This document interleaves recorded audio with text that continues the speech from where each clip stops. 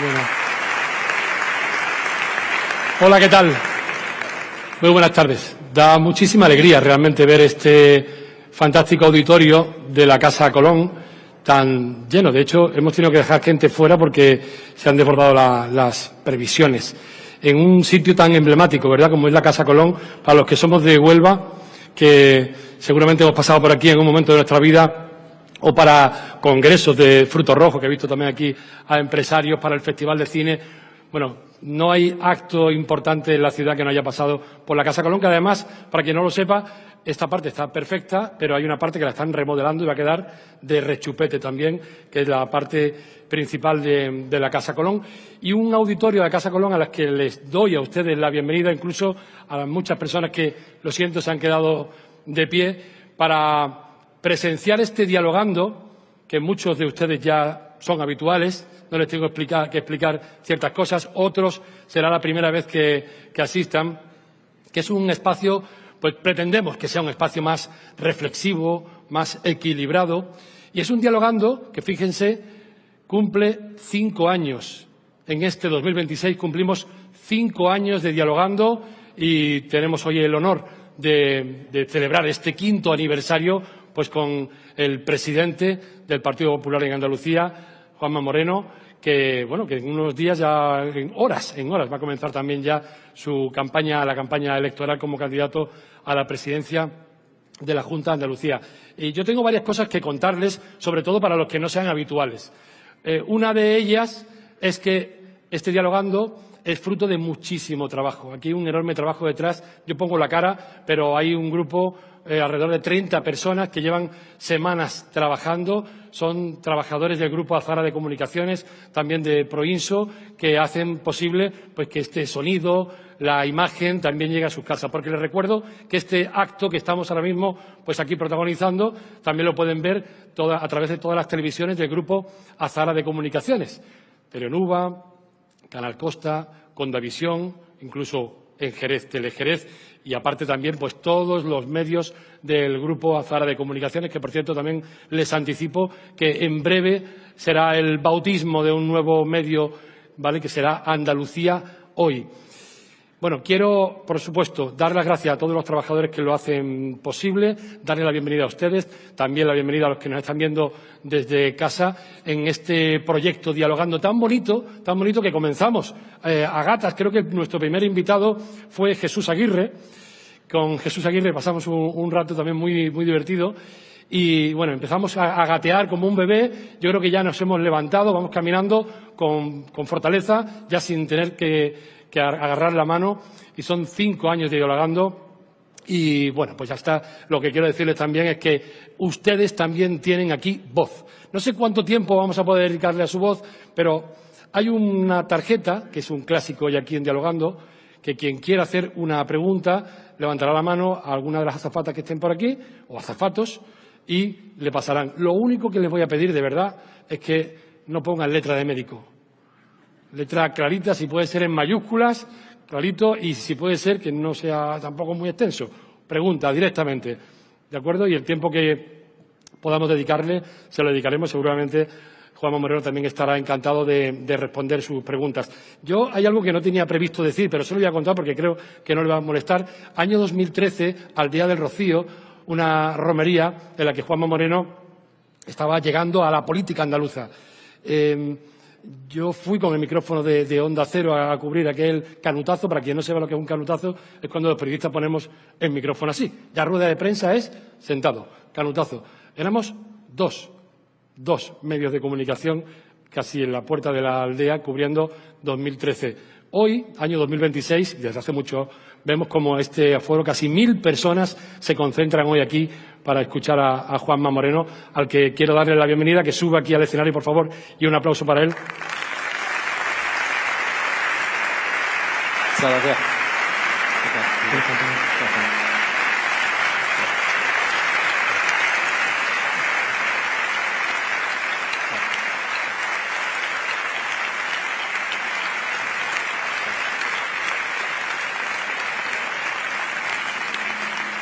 No quiero que nadie se moleste porque estoy acostumbrado cuando voy a actos de la alcaldesa que saluda uno por uno a todos los asistentes. Aquí con cerca de 1000 personas es algo más complicado. Así que autoridades, colectivos vecinales, empresariales, desen todos por saludados, bienvenidos. Muchísimas gracias por su asistencia.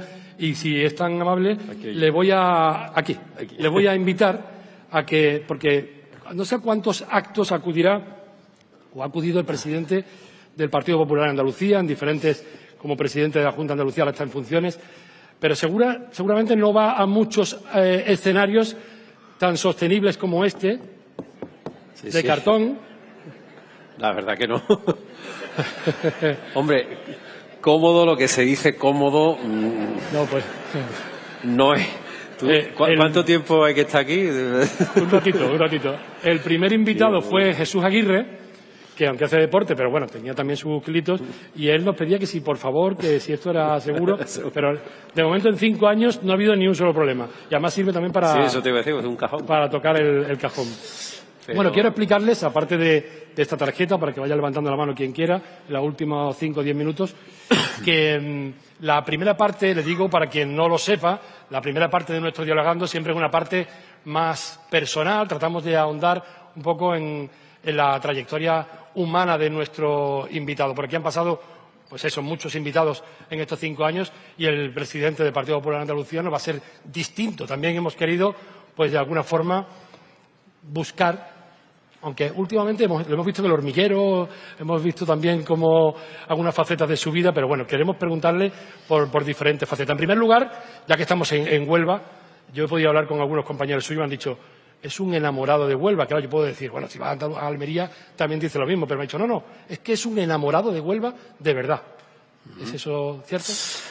Bueno, yo en primer lugar me vas a permitir que, querido Rafael, que salude primero a el respetable, ¿no? Como yo digo, a todos ustedes que habéis tenido la enorme amabilidad de acompañarme en este acto, que la verdad tengo que decir que me ha sorprendido gratamente el ver un miércoles, que hoy hay Champions, bueno, pero todavía queda tiempo, nos va a dar tiempo a aquellos que quieran ver la Champions, pues ve a tantos onubenses, tantos amigos y amigas en este encuentro, ¿no? Por tanto, mi máximo respeto y mi máxima consideración a todos y cada uno de ustedes, ¿no? Segundo, a Pepe Suárez, Grupo Azahara, por inventarse un proyecto como este, que esto me parece que Grupo Azahara y también Proinso están haciendo, yo creo, una gran labor en materia de comunicación y de integridad, de integración de lo que es la propia provincia de Huelva, ¿no? Y creo que eso es sumamente positivo, lo lleva haciendo ya muchos años, ¿no? Así que una vez que me has dicho eso, pues mira, yo soy un enamorado de Huelva. Es verdad que todo el mundo puede decir lo que tú dices, ¿no? Bueno, si voy a una provincia no voy a hablar mal. Imagínate, yo digo, para mí no me gusta nada Huelva. No quedaría muy bien. Pero es que da la casualidad de que mucho antes de que yo fuera presidente de la Junta de Andalucía, como saben mis amigos, la alcaldesa Pilar, a la que saludo, que es una gran alcaldesa, Manuel, a Lole, presidente de la Diputación, pero muchos amigos, ellos saben perfectamente que yo ya venía, de hecho hay muchas fotos en mi biografía que yo venía ya a Huelva, o bien en invierno a perderme por la sierra, o bien a perderme por las maravillosas playas que tiene Huelva. A mí me gustan mucho las playas de Huelva, me gusta mucho el ambiente de Huelva, me gusta mucho la sierra de Huelva, me gusta la gastronomía de Huelva, me gusta lo más importante, la gente, que son hospitalarias, que son sencillas, que son directas, y por tanto yo en Huelva siempre me he considerado como en mi casa, así que para mí es un honor estar aquí.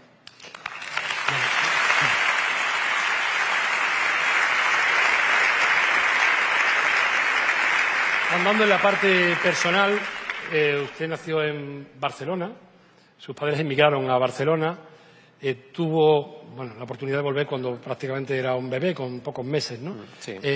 Ha visto a sus padres darlo todo por la familia, emigrar, regresar. Ha dicho en varias ocasiones que ha llegado a ver a su padre 14 horas trabajando en un mostrador. ¿Qué es lo que ha supuesto esa cultura del esfuerzo?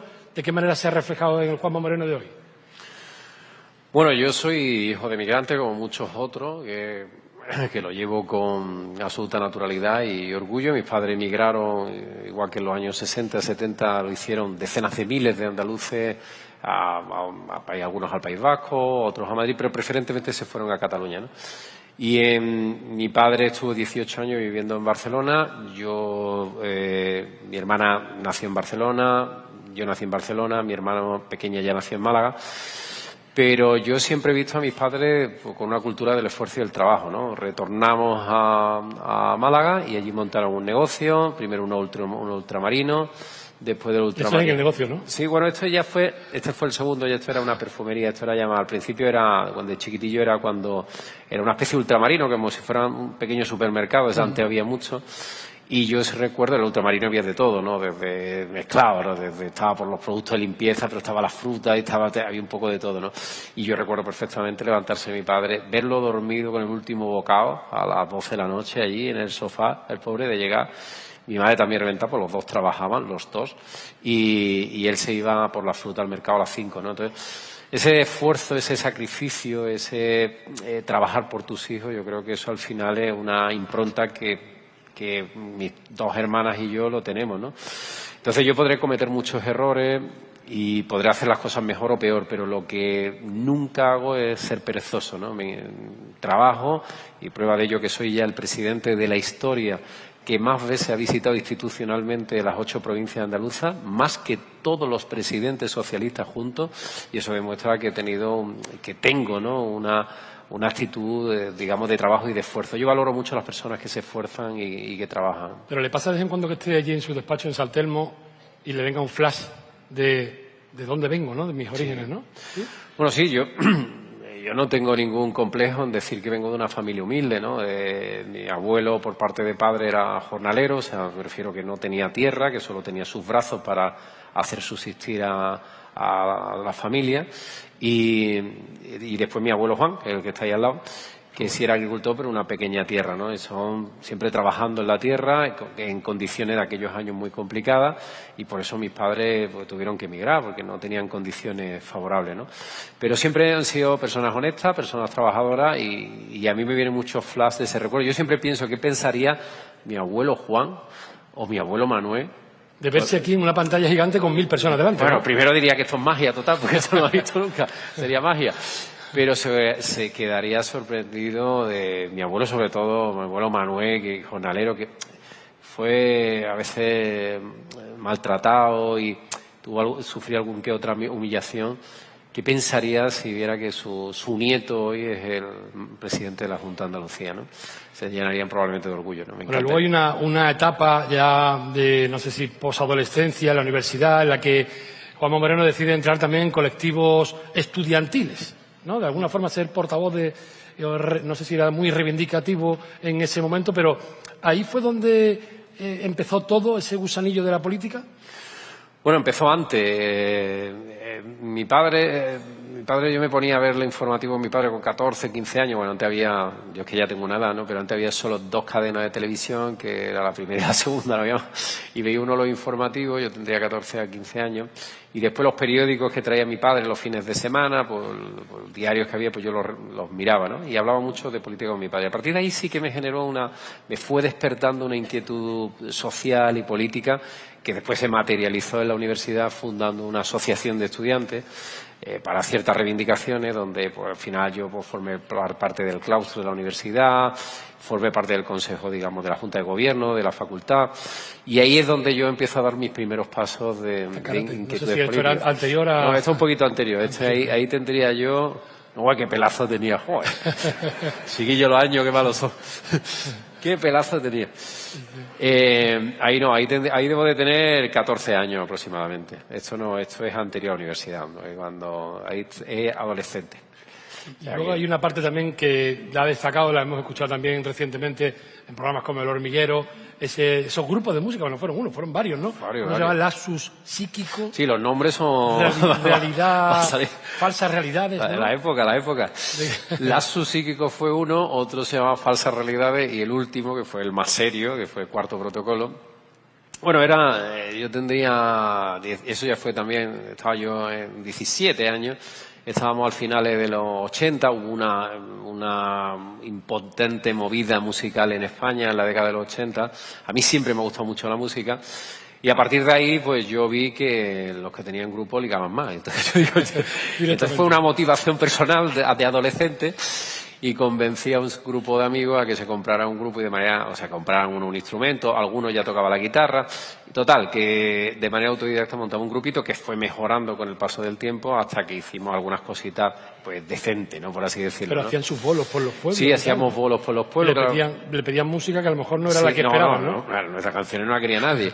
Querían canciones de... pasodobles, ¿no? No, un poco de todo, ¿no? Le tocábamos desde un poquito flamenquillo a alguno que le tocaba por el palo hasta canciones de pop que había en esa época que estaban de moda. En fin, tú ibas a amenizar una...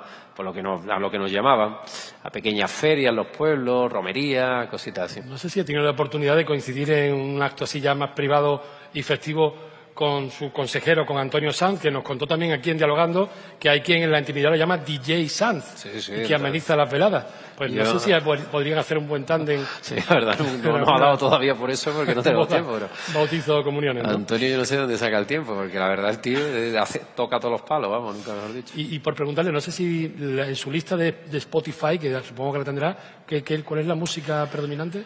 Bueno, muy variada, ¿no? Porque muy variada. A mí me gusta la música en general, ¿no? Es verdad que tengo más predilección por el pop o por el indie rock o por grupos españoles que me gustan mucho, Ar de Bogotá, Viva Suecia, pero me gusta Manuel Carrasco, me gusta Arcángel, también de la tierra, me gusta el flamenco, también me gusta mucho. En definitiva, no entiendo a las personas que solo les gusta un estilo de música. Yo creo que la música todas sus disciplinas son maravillosas, ¿no? Y a poco que te aproxima, las entiende, vas en directo, disfruta de ella. A mí reconozco que a mí la música me gusta mucho, no solo escucharla, sino ver los grupos en directo, las propias interpretaciones que hay. Tengo muchos amigos que tienen grupos, o sea que... Y también le gusta la música cofrade, le gusta las cofradías, le gusta la Semana Santa, le gusta la romería. A buena tierra ha venido usted también. Aquí lo tenéis de todo, Hablando de romería, sé que conoce la romería de la Bella, por supuesto la romería del Rocío. Y, por ejemplo, en Semana Santa en Málaga, no sé si cuando usted se pone su túnica es un momento de intimidad personal, que se encuentra a sí mismo en ese momento que... Bueno, y para mí personalmente hay mucha gente que me pregunta, llevo sacando el Cristo, ¿no? La imagen a la que yo venero, que es el Cristo de la Exaltación, que es el miércoles de Fusionada de San Juan en Málaga, que es el miércoles santo, y llevo casi la friolera de 38, 39 años sacándolo, ¿no? Y es verdad que con el paso del tiempo cada vez me cuesta más, ¿no? Porque al final pues, la edad va pesando. Pero es de los pocos días del año en los que tengo 8 o 9 horas para pensar, para ver cómo ha ido el año, para ver las cosas que han funcionado, para reflexionar sobre mí mismo, cómo soy como persona, para darme cuenta de los errores que he cometido. O sea, es un punto de inflexión y de reflexión que a mí me hace mucho meditar y que me gusta mucho, ¿no? Encontrarme con una imagen a la que venero y en las calles de mi ciudad, ¿no? Y entonces eso me genera, desde el punto de vista humano, me genera un valor que para mí es muy importante. Por eso todos los años, al día siguiente, digo que no vuelvo más, porque los riñones los tiene reventados, pero cuando pasa el tiempo vuelvo a querer salir un año más. ¿Y este año, pase lo que pase, un domingo antes va a ir al Rocío? Bueno, al Rocío seguro que voy, no me pierdo nunca una romería que es mucho más que una romería, ¿no? La romería del Rocío trasciende, ¿no? No solamente trasciende de Huelva, ¿no? Que es el epicentro, ¿no? Trasciende de Andalucía, trasciende de España. Yo he viajado por Europa y me he encontrado a muchos extranjeros que me han preguntado por la romería del Rocío, que han conocido o que han estado, o sea, que es algo que proyecta, ¿no? Y después las sensaciones que se viven en la romería, las sensaciones que uno vive en la romería, más allá de los que somos católicos, pues tenemos un sentimiento de fe, pero incluso aquellas personas que no son religiosos o que no tienen una inspiración, digamos, de fe, sí que sienten cosas, sienten pasión, sienten sensaciones, sienten emociones en un sitio que es mágico, ¿no? Completamente, ¿no? Por eso esa es una romería que es única, es una romería que genera ese interés no solamente mediático, sino social, y vienen personas de todos los rincones de España y yo diría del mundo, ¿no? ¿Y ha tenido la oportunidad alguna vez de llevar a la Virgen? No he tenido y ni me he atrevido tampoco. No me atreví. A mí un amigo mío se le ocurrió, malagueño, un año que vino al Rocío, tendría yo 23, 24 años, y se le tuvo la feliz idea de intentar saltar la reja. Y lo dejaron bonito, los almonteños lo dejaron bonito. Y desde entonces hay que tener cuidado. Yo soy muy precavido y muy prudente con las tradiciones y desde el momento que eres un personaje público intento marcar un poquito de distancia. Me encantaría, también te digo, pero sé que hay otras personas que están por delante y no debo. Dos cuestiones más antes de pasar ya a una parte, por definirlo de alguna forma, más seria, más política o más de actualidad. Una, la familia. Yo que tengo dos hijas, que nos estarán viendo, Aitana y Marta, a las que le mando un saludo, a veces digo, no me da la vida para extraescolares, llevarla al colegio, recogerla, ponerme de acuerdo con mi mujer. ¿Cómo lo hace un presidente de la Junta de Andalucía, que aparte de ser marido de Manuela, tiene 3 hijos pequeños, aunque yo los he visto en el Rocío también por allí corriendo, para poder llevarlo algún día a extraescolares, recogerlo? No sé, ¿cómo se organiza? Porque tiene que estar presente también en ese Por cierto, momento, mis 3 hijos son muy amantes de Huelva, lo saben bien. Este mismo verano hemos estado aquí. Todos los años paso yo tiempo, todos los años vengo a Huelva con mis hijos. Además les encanta, desde muy chiquititos me los traje a Huelva y tienen una devoción sobre todo por la comida, porque son muy glotones y les encanta venir a Huelva. Huelva, que ahí se come divinamente. Bueno, pues lo organizo muy bien, lo tenemos que organizar. Yo tengo ya la suerte que el mayor ya tiene 16 años y va a cumplir 17 en el mes de julio y es muy responsable. Y ha asumido un rol de mayor. A veces me da pena porque cargamos a los primogénitos con unas responsabilidades que no es acorde con la edad que tienen, ¿no? Al final son niños y tienen que comportarse como niños, ¿no? Pero la sociedad te lleva. Entonces mi mujer trabaja, yo trabajo. Lo que hacemos es tenemos unos cuadrantes que organizamos, cruzamos, por así decirlo, para que nos podamos complementar, pero se dan días como el lunes que, por ejemplo, ninguno de los dos dormimos en casa. El lunes ninguno de los dos pudimos dormir en casa, como yo no tengo familia en Sevilla, pues ya, bueno, como ya mayor se queda, ¿no? Llamamos por teléfono, estamos muy pendientes de ellos, pero a veces ocurre incluso que ellos... Pero bueno, ellos se lo toman bien, están un poquito acostumbrados. Y reconozco que eso le ha servido para ser muy autónomo, porque ellos se ponen la comida, ellos retiran la comida, la meten en la lavavajilla, barren la cocina por la cuenta que les trae, si no la madre los mata. La madre los tiene, bueno, como me tiene a mí, más recto que una vez, más recto que una vela, vamos. Chiquillo, yo vivo un matriarcado puro y duro. Yo soy presidente, la frontera de mi puerta, cuando cruzo el paso ya he dejado de ser presidente. Ahí soy subordinado completamente. Y los niños, la verdad que tengo que decir que eso le ha venido bien, ¿no? Porque al final se han tenido que espabilar. Porque al final nosotros dejamos las comidas, cuando no estamos, intentamos siempre estar uno de los dos, pero a veces yo no puedo tampoco...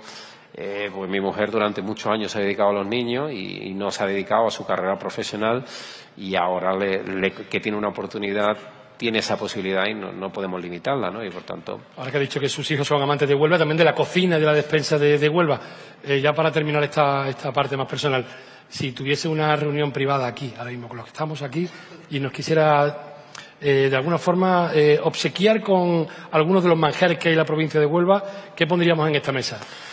Bueno, es que aquí puedes poner de todo en Huelva, ¿no? Pero el plato rey, el jamón, el jamón de Huelva es un jamón que es excepcional, ¿no? Es excepcional, conocido y reconocido en el mundo entero. O sea, yo estuve de viaje oficial en Japón y me encontré jamón de jabugo, me lo encontré allí. Y cuando vino el vicepresidente de China, 1.500 millones de personas, la segunda potencia del mundo, que vino a cenar al Palacio de San Telmo, lo primero que me preguntaron es si había jamón. O sea, lo primero que me preguntaron los chinos, digo, así son la segunda potencia, se han orientado rápido, buscando, ¿saben lo que bueno? Jamón, gamba, fresa. La fresa, la gamba, todo. Si es que al final la despensa de Huelva, el queso también muy bueno. Aquí, es que Huelva tiene tanto, bueno, el aceite, Huelva tiene por eso tiene una de las mejores gastronomías de España, ¿no? Y el marisco, que también he visto por aquí a exportadores de marisco que nadie se nos enfade, inmensa Y el pescado que hay aquí, un pescado que es espectacular también.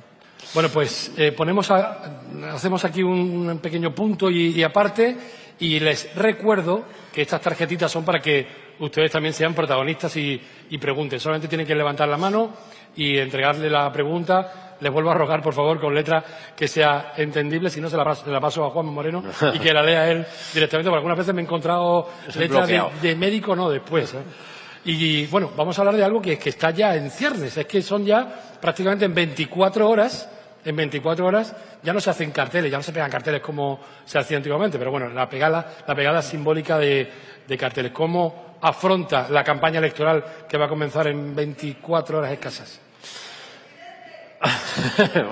Muchas gracias. Bueno, pues yo lo afronto, tengo que decirlo, lo afronto con un punto de nervio, ¿no? Sería un irresponsable si no tuviera esos nervios, ¿no? Tengo nervios porque al final es un examen, ¿no? Es como si uno hace un examen, pero un examen donde te examinan toda Andalucía. Te examinan, pues, prácticamente 6.700.000 electores, ¿no? Y le tengo mucho respeto a ese examen, ¿no? Al mismo tiempo, soy consciente que de ese examen puede salir distintas variables, ¿no? Y soy consciente por mi experiencia y mi madurez personal y ya política que habría cosas que no serían buenas para Andalucía si sucediera, ¿no? Por tanto, pues con mucha ilusión, con mucha esperanza de poder seguir haciendo cosas, de seguir transformando Andalucía, de seguir trabajando por Andalucía y con muchas ganas, ¿no? La verdad que te voy a engañar. Yo tengo ganas de que llegue ya el día 17, ¿no? Tengo mucha ilusión puesta y espero, deseo y quiero confiar que los andaluces me vuelvan a dar una mayoría suficiente para poder seguir cambiando Andalucía. Yo sé que le preguntan día sí, día no por las encuestas. Hasta las de Tezanos le dan mayoría absoluta. ¿Cómo recibe eso? Bueno, las encuestas, nosotros venimos de un partido en Andalucía, un partido que tiene una importante experiencia en derrota. Nosotros hemos obtenido todas las derrotas del mundo en Andalucía. Y hemos tenido en nuestra historia muchos episodios de tener muy buenas encuestas y después mal resultado. Yo quiero decir públicamente aquí, y lo digo tal como es, en el tracking de hoy, nosotros hacemos un tracking para que ustedes sepan, es una especie de encuesta que se hace semanal y que se hace con el acumulado. Bueno, es una técnica sociológica donde te dice más o menos la situación, ¿no? Bueno, pues yo tengo que decir hoy aquí la realidad, porque siendo honesto, que nosotros tenemos 6 provincias ahora mismo donde hay un diputado bailando. O sea, bailando significa que puede entrar o no puede entrar. Si esos 6 diputados se van hacia otro lado, pues nosotros nos quedaremos lejos de la mayoría. Y si esos diputados entran, que nunca entran todos, pues sobrepareceremos la mayoría. ¿Qué significa? Que por muy poco porcentaje de votos podemos tener una mayoría de estabilidad o no tenerla. Por tanto, la mayoría absoluta son muy difíciles, muy difíciles en España porque está muy fragmentado, porque hay muchas fuerzas políticas. Si la conseguimos será épico, y lo quiero decir claro, es épico. Pero, de luego, si alguien la puede conseguir, de luego somos nosotros y vamos a luchar hasta el último minuto para conseguir una mayoría de estabilidad, que es el camino que nosotros hemos trazado para no estar, como me han estado mis compañeros en Extremadura, 6 meses esperando para tener gobierno o para depender de otros que además no deciden aquí, sino deciden en Madrid sin conocer la realidad de aquí, ¿no? Entonces, yo quiero ser libre, quiero ser independiente y quiero que la única dependencia tenerla de los andaluces, ¿no? Y eso es lo que quiero. Bueno, si hay algo que nos...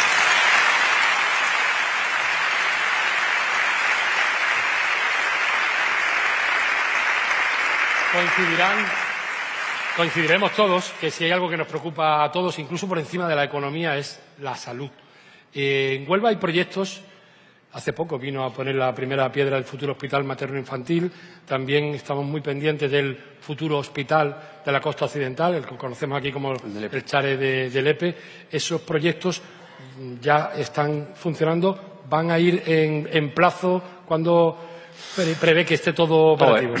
Por empezar por el conocido Hospital de Lepe, en este año se pondrá en funcionamiento. Este año 26 ya estamos con todas las inversiones, especialmente de lo que es la parte de material y todo está en su procedimiento de adjudicación y, por tanto, en este año 26, probablemente a finales de este año, se pondrá en marcha después de 20 años que llevábamos esperando.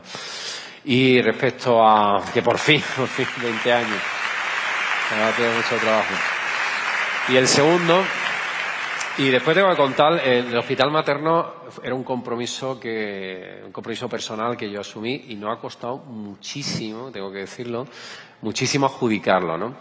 Para que nos entendamos los ciudadanos, desde que empieza un proyecto hasta que se licita primero un borrador de un proyecto, se tiene que adjudicar una serie de empresas, hay una licitación, te hacen un proyecto los arquitectos, después cuando hay un proyecto los arquitectos se vuelve a hacer otra licitación, que los hospitales son especialmente complejos técnicamente, hasta que se adjudica la obra, que ya eso no tiene vuelta atrás, se construye el hospital. Bueno, pues esa primera piedra, que es simbólica, lo que significa es que ese hospital materno-infantil está adjudicado. Y, por tanto, tuvimos un problema porque una de las empresas adjudicatarias recurrió, porque, bueno, suele pasar mucho cuando hay un contrato, porque no estaba de acuerdo en la adjudicación se ha resuelto, es una especie de contencioso y ya está libre. Por tanto, ya no hay vuelta atrás. El materno-infantil será una realidad en la próxima legislatura y eso nos va a ayudar a despejar y a descongestionar el resto de hospitales y el resto de centros que junto con el DLP va a servir para que tengamos muchísimas más posibilidades y mejorar sin lugar a duda la sanidad de Andalucía. Va a ser una inversión potente, pero os vais a quedar muy orgullosos porque va a quedar muy, muy bonito, muy eficiente, muy humanizado y con una dotación, una cartera de servicios que es la que necesita Huelva para los próximos años. Se ha hablado mucho en los últimos meses de los casos de cribado de cáncer. No sé si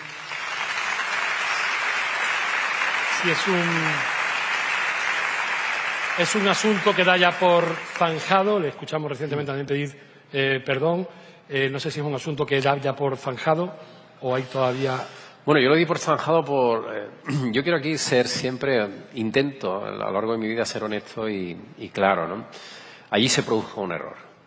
Y un error serio, ¿no? Yo no le quito nunca dramatismo a las cosas, ni me escondo. Ahí hubo un error de información, un error en la cadena de información hacia las mujeres que tenían un diagnóstico no resolutivo, no era claro, ¿no? En este caso eran 2.317 mujeres. Nosotros lo que hicimos desde esa crisis tomamos unas decisiones que yo creo que sí han sido importantes, ¿no? Y que han supuesto que el sistema ha salido reforzado, ¿no? Lo primero que hicimos es, esas mujeres en el plazo que nos pusimos, fue el 30 de noviembre, a todas ellas se le hicieron las pruebas porque tenían un diagnóstico no concluyente. Lo segundo que hicimos fue asumir responsabilidades políticas. Se fue la consejera, se fue la viceconsejera, se fue el director general de salud, se fue el delegado de salud de la provincia de Sevilla y así sucesivamente un montón de responsables. ¿Por qué? Porque yo no entendí ni entiendo que cuando se mete la pata alguien no asuma responsabilidades. Por eso me sorprende que después de la crisis de Adamuz, me sorprende que después del apagón absolutamente nadie haya tomado ninguna responsabilidad. Yo creo que hay que asumirla. Y lo segundo que hicimos hicimos un plan de choque donde hemos incorporado a 700 nuevos profesionales, entre ellos más de 50 radiólogos, y hemos hecho un plan de acto único para que definitivamente no solamente ese sistema salga reforzado, sino que además no nos vuelva a pasar nunca más esto. Pero ya no va a quedar aquí la cosa. Ya, y lo quiero decir, después me dicen que estoy diciendo otra cosa, yo voy a emprender una reforma del modelo organizativo del Servicio Andaluz de Salud. No... Sé que cada vez que digo esto, y lo sé porque ya me ha pasado, cada vez que digo que voy a reformar el modelo organizativo del SAS, sale el adversario mío diciendo que voy a privatizar, no sé qué historias Copago. más. No. Esto es muy claro. El SAS, que ha hecho buenos servicios en Andalucía, se fundó hace más de 40 años, cuando había 15.000 médicos parados, cuando no existía tecnología digital, cuando en definitiva era un modelo distinto. Y yo me he dado cuenta, cuando ha fallado la información, que el SAS tiene muchos compartimentos estancos. La información no pasa de un lado a otro. No es nada flexible, porque tiene una estructura muy rígida y es muy difícil introducir, como quiero introducir, inteligencia artificial en muchos de esos procesos para mejorarlo. No me atreví en la pasada legislatura, lo voy a reconocer. No me atreví porque al final enfrentarte a la empresa pública más poderosa que hay en Europa, con un presupuesto de 16.200 millones y 135.000 trabajadores, no es fácil. Aquí no se trata de despedir a nadie, ni mucho menos, como dicen otros, ni de privacidad. Aquí se trata de reorganizar el modelo para hacerlo más eficiente, para adaptarlo al siglo XXI y a las tecnologías del siglo XXI. Y vamos a acometer esa reforma en profundidad. De manera gráfica, ¿qué va a cambiar en esa gestión sanitaria a nivel de usuario? A nivel de usuario significa, nosotros ahora tenemos modelos, como digo, estancos. Lo que vamos a hacer es introducir en todos los sectores parámetros de digitalización e inteligencia artificial, de manera que no pasamos, como en esta legislatura tenemos todavía datos que son a mano, o sea, a papel, para que nos entendamos, en analógico del siglo pasado. Vamos a iniciar un proceso de revolución digital, de transformación y de transparencia en nuestro servicio andaluz de salud. También para que no ocurra como en legislaturas pasadas. A mí cuando me dicen que las listas de espera son muy altas, que lo son, Y lo son, entre otras cosas, porque llevamos ya 4, casi 6 meses de huelga de médicos, que saben ustedes que hacen una semana de huelga al mes. Cada día de huelga, por ejemplo, esta semana están haciendo huelga, cada día son 50.000 actos médicos que se suspenden. Alguien que se vaya a hacer una colonoscopia, está todo preparado, tiene todos los preparativos, llega a hacerse su colonoscopia y le dicen que se cancela porque no está uno de los profesionales sanitarios que son el anestesista, porque por sedación. Y eso se suspende. Esa huelga no es contra nosotros, es contra el Gobierno de España, lo quiero dejar claro, contra el Gobierno de Sánchez, porque no se sienta a negociar con los médicos. Eso ha supuesto 800.000 actos médicos suspendidos, ¿no? Bueno, pues yo quiero que también ese sistema va a servir para que toda esta información que, por ejemplo, no fluya, para que no se pueda esconder los cajones 500.000 personas en lista de espera que se escondieron en el año 18. En definitiva, yo creo que todos somos mejores cuando nos observan, cuando tenemos transparencia. Vamos a hacer el sistema más transparente y eficiente de España, ¿no? Y por eso ya tenemos una comisión con especialistas en la materia que ya nos están trabajando y nos están haciendo propuestas muy interesantes. Hay algo que ha mencionado usted, Adamuz, que ya Huelva está hermanada con Adamuz. Cada vez que lo nombramos nos emocionamos. Le hemos visto a usted también emocionarse en diferentes actos. Estuvo también en el funeral que Huelva le rindió a los familiares. ¿Cree que, no sé, de alguna forma se está compensando a las víctimas, se le está dando el honor que ellos merecen? Pues no, víctimas familiares. Lo digo con sinceridad. Creo que la administración a la que yo represento, el gobierno al que yo represento, creo que hemos guardado un más que respetuoso silencio, ¿no? Y hemos guardado un respetuoso silencio por las víctimas, porque están de luto. Y durante meses hemos estado callados, no hemos exigido nada al Gobierno y lo único que hemos hecho es colaborar. Pero no podemos seguir ya más tiempo callados cuando las propias víctimas nos lo trasladan a nosotros. Han pasado más de 100 días. Más de 100 días y todavía no sabemos exactamente qué ha pasado. Lo único que sabemos es hacia dónde apunta la investigación de la Guardia Civil. Y la Guardia Civil nos dice que ha habido una rotura en la vía. Que esa vía, además, se rompió 22 horas antes. Y que el sonar, la señal que marca, por así, la rotura, pues no era de la calidad suficiente como para que se pudiera identificar por parte de los centros. Conocemos las denuncias de los sindicatos ferroviarios. Por tanto, tenemos dudas serias sobre el mantenimiento de esas vías y sobre si ese accidente podía haberse evitado con un mantenimiento mejor. Lo que a mí me sonroja es que 100 días después nadie, absolutamente nadie, haya asumido ni una sola responsabilidad. A mí me sorprende que el presidente de Renfe ayer dijera que él era tan víctima como las 46 víctimas de Adamuz. ¿Usted se quiere comparar? ¿Se puede comparar desde su despacho de 50 metros cuadrados? ¿Se puede comparar con quien ha perdido un hijo, con quien ha perdido una madre, con quien ha perdido un hermano o un marido? Eso es indecente, indecente. Y por tanto, ha llegado el límite. Yo soy correcto, intento, y además he pedido a mis compañeros que sean prudentes en las declaraciones, pero que ya estamos llegando a un punto donde ya me parece una tomadura de pelo. Creo que necesitamos primero saber qué ha pasado, sobre todo por la seguridad futura de los que usamos el tren en Andalucía. Y lo segundo, yo he visto cosas que no quiero decir, pero cosas que a mí no me han gustado, porque allí por donde estaba el centro cívico, donde estaban las víctimas, por allí de la administración del Estado poco, ¿no? Poco. Y después una falta sobre todo de sensibilidad. A mí lo que me ha impactado es la falta de empatía, ¿no?, que se ha tenido. Pero de luego yo ya no puedo permanecer más tiempo callado porque represento a 9 millones de personas y entre esos 9 millones de personas están las 46 familias accidentadas. Y hasta aquí yo ya he dado un tiempo prudencial para que den información, pero después de escuchar lo de ayer del presidente Renfe es que me revuelve el estómago.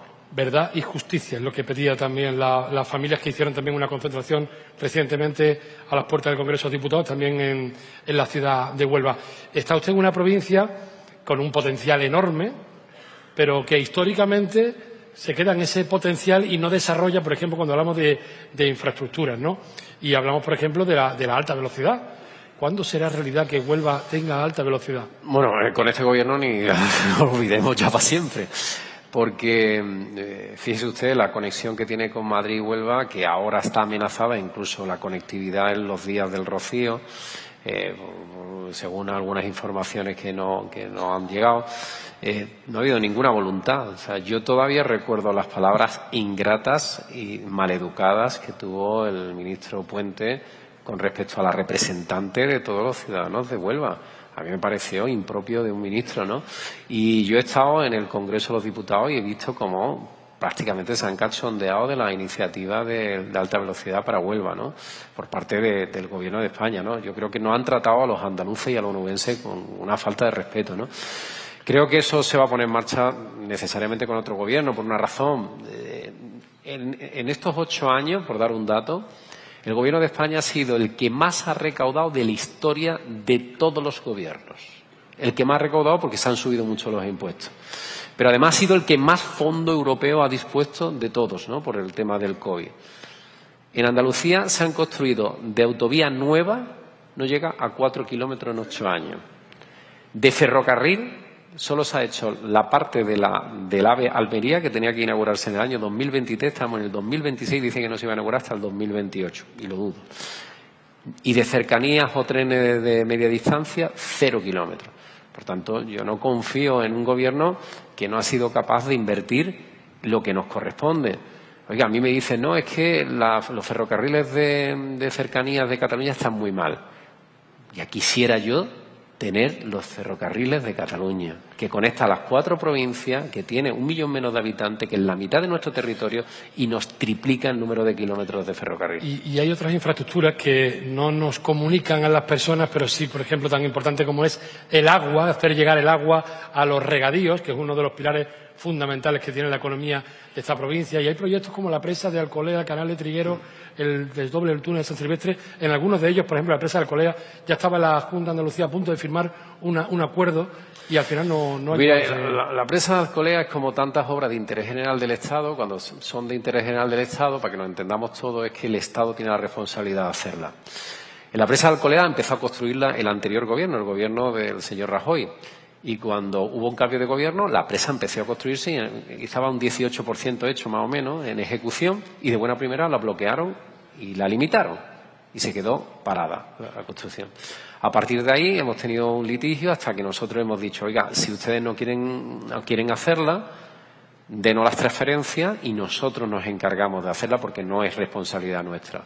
El documento está hecho, mi firma está puesta y lo único que falta es que desde el mes de enero lo rubrique, en este caso, la vicepresidenta responsable de la materia, para que nos hagan la transferencia de las competencias y empecemos con ella.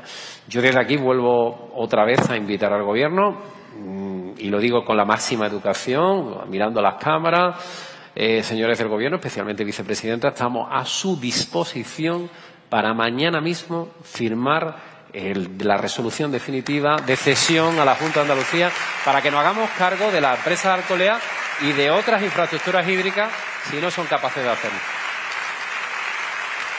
Bueno, mañana no, mañana tienen ustedes el acto de inicio de campaña, si le llaman. Haría un hueco yo para firmarlo, no hay ningún problema. Hace un hueco. Algo que también empieza ya a hacerse realidad son proyectos como los del hidrógeno verde. Veo también aquí a responsables de Moeve. Se habla de la generación de muchísimo empleo que puede llegar a Huelva. ¿Podríamos incluso aspirar al pleno empleo aquí en Huelva? Pues sí. Bueno, ayer tuvimos un dato muy interesante. En Andalucía, en estos últimos 7 años, entre toda la sociedad y con la dirección, con las reformas que hemos ido haciendo a nuestra economía, se han creado casi 600.000 puestos de trabajo, ¿no? Hemos ido, para que nos hagamos una idea, llevamos 59 meses consecutivos de manera interanual descendiendo el número de desempleados, ¿no? 59 meses en Andalucía. Y ha habido meses donde Andalucía ha creado el 60% de todo el empleo que se ha creado en España, ¿no? Bueno, eso es un dato sumamente positivo. Y eso tiene mucho que ver con la incorporación de todo lo que es energía verde, que a su vez la energía verde nos trae industria. El proyecto del Valle del Hidrógeno Verde, que tiene Mueve, que ya se está haciendo, esto no es un proyecto, ya no se ha hecho la inauguración oficial porque estamos en campaña electoral y porque hay que esperar, no se puede, pero ya son 1.000 millones de euros que se están invirtiendo de manera directa y que van a generar pues no solamente puestos de trabajo, sino también mucha capacidad de dinamización de la propia economía. Creo que la provincia de Huelva está en condiciones, si seguimos haciendo las cosas bien, en convertirse en capital industrial de Andalucía. Es un salto cualitativo porque la industria da un ejemplo de más calidad, de más estabilidad y mucho más seguro, ¿no? Y eso al calor de las nuevas energías que han escogido a Huelva como elemento de referencia. Voy a poner solamente un ejemplo. El puerto de Huelva en estos años se ha convertido en el quinto puerto de España, quinto, superando a puertos como Bilbao. O sea que Huelva tiene una capacidad industrial a través de la energía muy importante, que si le sumamos el tirón del sector turístico cada vez más potente, el sector agro, que es también muy potente, podemos hacer entre esos tres motores, incorporando también tecnología, hacer una provincia muy sólida en términos económicos. Tenemos 4 o 5 minutos antes de que le pueda hacer las preguntas del público, que ya me las van a acercar aquí con total naturalidad. Ahora la iremos descifrando. Sí, se ve bien. Al menos la que ha hecho Sandra Ruiz se ve perfectamente, que es profesora. Pero sí quería preguntarle, los que llevamos adelante la información de actualidad, aquí hay muchos compañeros periodistas a los que saludo también. Hemos visto cómo en esta legislatura tuvo usted un momento complicado, que fue cómo gestionar todo lo que ocurrió en Doñana con agricultores, con el Gobierno. Finalmente llegó a un acuerdo con el Gobierno, un acuerdo que fructificó con ese paseo que se dieron allí en la marisma de Doñana. Quizás fue uno de los momentos más complicados de su legislatura. Bueno, momentos complicados de gestión, ¿no? El momento complicado ha sido la pandemia, ha sido muy dura. Digo, en estos últimos pero 4 años. En estos 4 años sí que ha sido complicado, ¿no? Ahí yo nunca entendí por qué no podíamos llegar a un acuerdo. Llegamos a un acuerdo 1 año y medio después, cuando tuvimos que presentar un proyecto de ley, llevarlo al extremo, y cuando faltaba una semana para votarlo, la actual vicepresidenta de la Comisión Europea, me llama y me dice que se quiere sentar a negociar, pensando que quizás yo ya no me iba a decir que no, y yo dije que sí. Digo, pero el lunes, porque esto se aprueba esta semana. Y en efecto, el lunes nos sentamos, llegamos a un acuerdo que ha sido beneficioso. Hoy mismo el Consejo de Gobierno de la Junta de Andalucía ha aprobado las ayudas para los agricultores de la Corona Norte y, por tanto, hemos tenido algún retraso por parte del Gobierno de España, pero creo que fue un acuerdo beneficioso para todos, beneficioso para Doñana, beneficioso para los agricultores, beneficioso para la provincia de Huelva, y además con un impacto económico, como se ha visto, millonario, ¿no? Son 1.400 millones de euros. ¿Está satisfecho con el grado de ejecución en estos 2 años y medio? Me hubiera gustado que hubiera sido mucho más rápido, ¿no? Creo que ha faltado más celeridad, ¿no? Por parte de todos, ¿no? Porque hay muchas cosas que hemos ido frenados esperando un poco las resoluciones del Gobierno, ¿no? Pero ahí definitivamente ha sido positivo, ¿no? Hay una colaboración entre la Diputación, la propia Junta de Andalucía y la Administración General del Estado. Probablemente quizás no se hubiera solucionado bien, probablemente nos hubiéramos enfrentado a la propia Comisión Europea, nos hubiera enredado todo mucho más. Yo soy partidario de que las cosas que se pueden acordar se acuerdan. Si al final aquí estamos para buscar soluciones para los problemas de los ciudadanos. Y era una demostración de que cuando dos quieren entenderse nos entendemos, pero cuando uno impone la ideología o impone un criterio, pues es muy difícil, ¿no? Y a mí me gustaría que ese ejemplo hubiera servido para llegar también a otros acuerdos importantes en Andalucía, pero lamentablemente no lo hemos conseguido. Le hago una doble pregunta para cerrar ya este bloque. Uno, ¿por dónde pasa la política fiscal los próximos años, si usted tiene la posibilidad de seguir gobernando de Andalucía en los próximos 4 años? Bueno, nosotros vamos a seguir bajando impuestos porque hemos demostrado que no solamente recaudamos más, sino que además rebajarle 1.900 millones de euros al año a los andaluces en impuestos pues es positivo para la economía. Andalucía ha crecido los 7 años y 4 meses que yo llevo de presidente por encima de la media de España y por encima de la media de Europa. Eso significa que nuestra riqueza, nuestro Producto Interior Bruto es superior a un país como el de Hungría, por poner un ejemplo, o similar a una economía como la de Grecia, para que nos pongamos. Somos la tercera economía de España, una potencia exportadora, somos respetados ya en Europa y en España. Y para que batamos récord de inversión extranjera, como hemos batido a lo largo de esta legislatura y este mismo año, que este año se ha batido el récord en el año 25 de mayor inversión extranjera, necesitamos tener estabilidad política, tenemos que tener seguridad jurídica y tenemos que tener impuestos bajos. Y después, a mí me da mucho miedo y hay que reconocerle que nuestros adversarios políticos lo dicen a las claras. En las enmiendas que se presentaron al presupuesto de este año, el Partido Socialista, y lo digo abiertamente, y lo dijeron ellos públicamente, lo cual le honra, que no se lo esconde porque podrían escondérselo, dijeron que si volvían al gobierno volvían a poner el impuesto de sucesión y donaciones. Bueno, pues yo digo que no solamente vamos a mantener la bonificación del 99%, sino que lo vamos a extender aún más, ya no solamente entre cónyuges, entre hijos, entre hermanos, sino a la siguiente línea de parentesco, para facilitar que lo que tú durante toda una vida has conseguido con tu esfuerzo y sacrificio no se lo coma Hacienda. Bueno, y una última.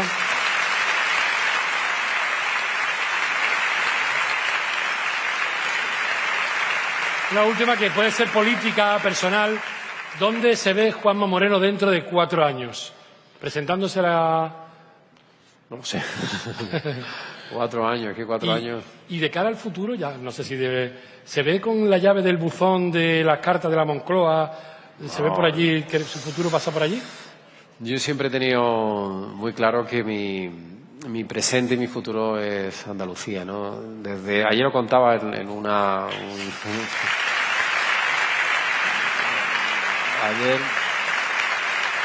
Ayer un periodista se llama Héctor Barbota, ha hecho un libro, una biografía, muy curiosa, la ha hecho él, ese no es el libro mío, yo tengo otro, pero ese lo ha escrito él, que se llama El camino del cambio, ¿no?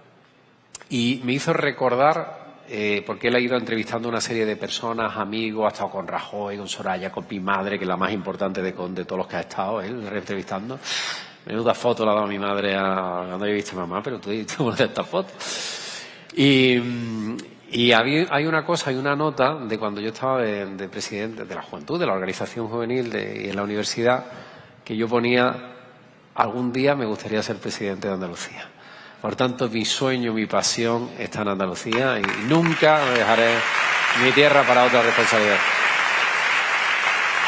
Pues esta respuesta da pie a la pregunta que realizan Luis e Inma, maestros de Huelva, que entrecomillan: papá, me gustaría algún día ser presidente de Andalucía como tú. ¿Qué le dirías? Bueno, porque se prepare.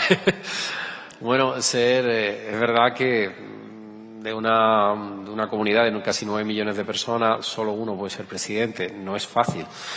Pero yo lo que le diría es que si realmente quiere servir a los demás, yo le animaría a tener ese sueño. Solo pueden los que creen que puede y, por tanto, mucho tesón, mucho trabajo, mucha pasión, mucha ilusión y para adelante. Y para adelante. Pues Sandra Ruiz, que es también profesora, pregunta: la IA y la Agencia Digital de Andalucía son claves. ¿Cómo retenemos el talento tecnológico andaluz? Gracias, Sandra, por la claridad de la letra, ¿eh? Bueno, Sandra, nosotros, la IA va a ser fundamental. No os podéis imaginar lo rápido que va la inteligencia artificial. No os podéis hacer una idea. Hoy mismo, yo lo estoy viendo en las secuencias electorales, ¿no? Prácticamente la IA es capaz de diseñarte un cartel electoral, hacerte un discurso, te hace un mapeo electoral.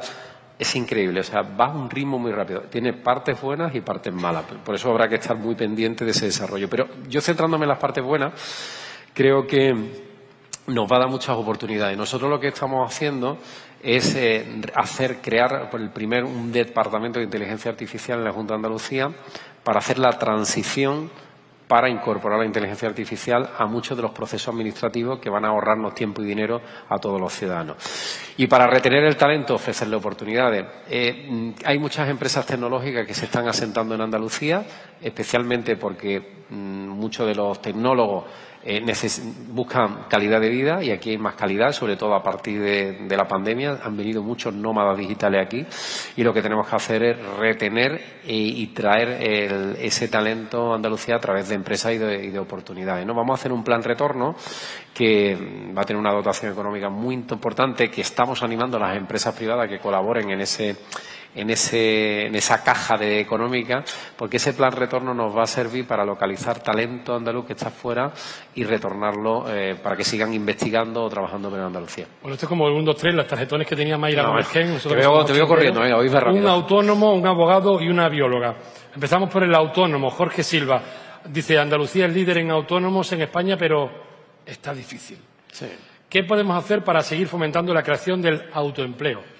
Gracias, Jorge. Bueno, básicamente el autoempleo nosotros lo estamos trabajando. Primero, la primera oportunidad nosotros lo que hacemos es le bonificamos a no pagar impuestos, por así decirlo, el impuesto al Estado durante 2 años, ¿no? A los nuevos autónomos, que es una manera de que el que se inicie pues no tenga esa carga, ¿no? Que al final de pagar ese impuesto, que es un impuesto importante, a lo largo de 2 años. Y estamos introduciendo otras 2 medidas, una de segunda oportunidad, que es aquellos que empiezan y no les sale bien el negocio, de darle una ayuda, un aval para que puedan seguir con una segunda idea, por así decirlo. Y lo tercero, asesorarles y arroparles en el sentido de ayudarle a la digitalización de las empresas. Los autónomos necesitan digitalizarse, ayudarle con las cargas eléctricas, como hemos ayudado especialmente en los tiempos de los problemas que hemos tenido con Ucrania, con la guerra. En definitiva, que la Administración esté lo más cercana posible a ello. Ana María Sáenz, bióloga, la Universidad de Huelva reclama más financiación para investigar energías limpias. ¿Ve necesario un esfuerzo específico para impulsar este sector en Huelva? Sí, yo creo que podemos hacerlo. Voy a dejar claro una cosa respecto a las universidades. Por cierto, la Universidad de Huelva ya tiene su facultad de medicina como gran universidad que es, que hacía muchos años que la quería, y ya tiene su primera promoción que va caminando, que van a salir profesionales sanitarios. Yo quiero decir algo que se dice a lo largo de la campaña. Hay muchos bulos, muchas medias de verdades, muchas mentiras, ¿no? Y una de ellas es que, por ejemplo, que nosotros hoy mismo he tenido una supuesta plataforma que se ha manifestado a las puertas de San Telmo y, curiosamente, a las puertas de la sede del Partido Popular, que decían que nosotros estábamos despidiendo profesores, que estábamos cerrando las universidades, privatizarlas, bueno, lo de siempre. Hemos firmado un acuerdo con todos los rectores por unanimidad, todos a favor, salvo la abstención de la Universidad de Jaén, para ser exacto, unanimidad, donde hemos reforzado el sistema de financiación, el más alto que ha tenido nunca en la historia de Andalucía, hasta tal punto que el propio Ministerio dice que el modelo universitario mejor financiero es el andaluz. Y en el ámbito, que era la pregunta, vamos a hacer un esfuerzo especial en esta materia porque, sin duda alguna, Huelva va a ser capital en materia de energía verde. Bueno, una última pregunta. Pido disculpas a las personas que se hayan quedado sin poder formular su pregunta, pero el tiempo es el que es. Yo corro todo lo que puedo. Pero y a mí también me he quedado sin poder formular algunas preguntas. Salvador Gómez, abogado. El Valle del Hidrógeno Verde en Huelva es estratégico. ¿Qué seguridad jurídica debe ofrecer Andalucía a los inversores internacionales?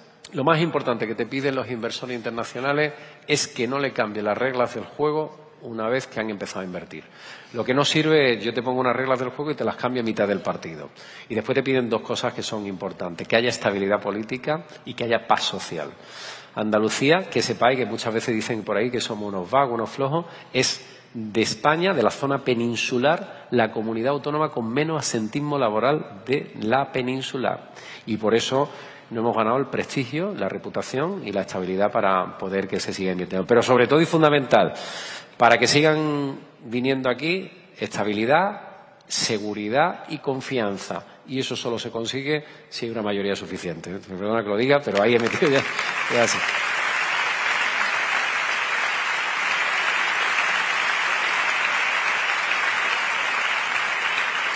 Bueno, pues él es Juanma Moreno, es presidente en funciones de la Junta de Andalucía, presidente del PP en Andalucía y también candidato a la presidencia de la Junta. Le agradecemos que se haya sentado aquí en estas cajas de cartón. Al final no ha sido tan duro, ¿no? Hombre, un cojincito aquí. Sí, esto es... Le voy a pedir que me acompañe aquí al centro del escenario, porque Juanma Moreno tiene...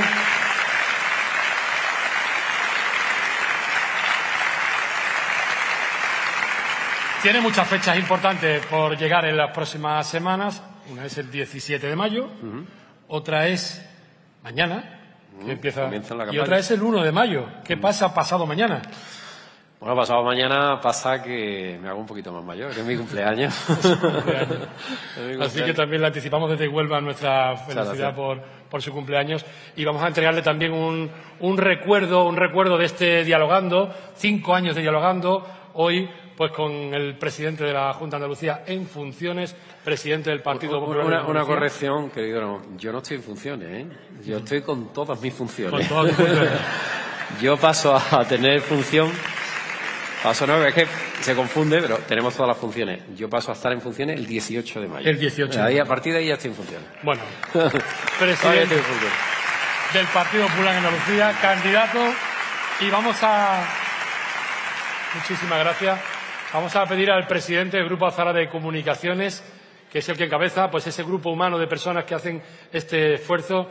Pepe Suárez, por favor, que le entregue también este recuerdo que le vamos a entregar a Juanma Moreno, y con este recuerdo vamos a concluir nuestro dialogando. Muchas gracias. Bonito, ¿no? Explique que... Pues mira, es un reloj muy chulo, azul, que eso tiene algo que ver con... Huelva, la bandera de Huelva. La bandera de Huelva. Muchas gracias.